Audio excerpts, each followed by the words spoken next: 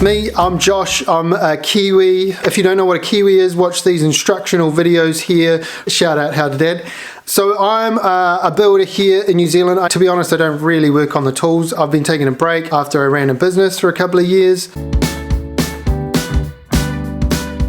Recently, this girl here, Greta, popped up on my newsfeed. And then I started seeing lots of memes with this guy and Greta. High five, guys.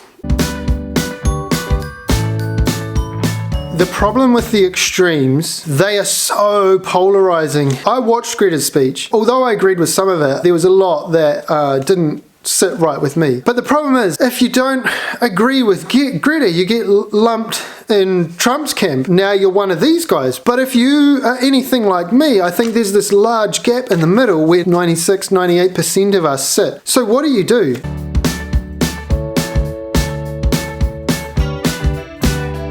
And that's the problem with the extremes. We end up arguing about who's right and wrong, blaming the previous generation. We write off those kids striking and say, well, that's rich for you. You don't have to work. You don't have to do anything. You don't have to earn money. I don't know what to do. So I will just bury my head in the sand and hope that these sides sort it out.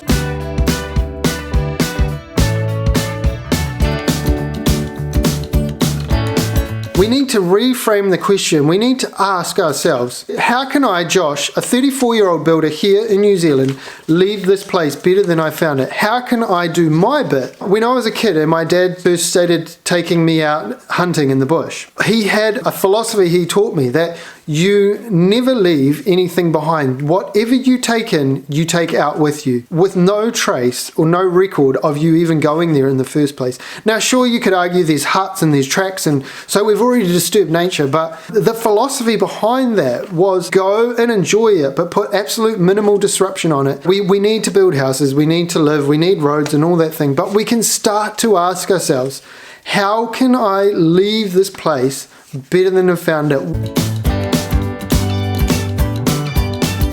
I just want to challenge you, do something small every day for the environment. I'm not going to rattle off a list of 100 things you could do small. There's plenty of other people way smarter than me with way more ideas.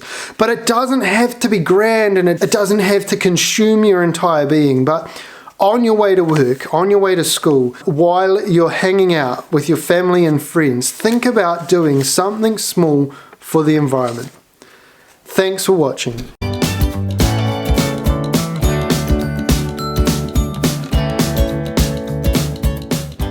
Full disclaimer, I drive a diesel ute. I use and enjoy electricity. I'm not anti-money, I'm not anti-business. And shock horror, I sometimes, or more than sometimes, probably use takeaway containers.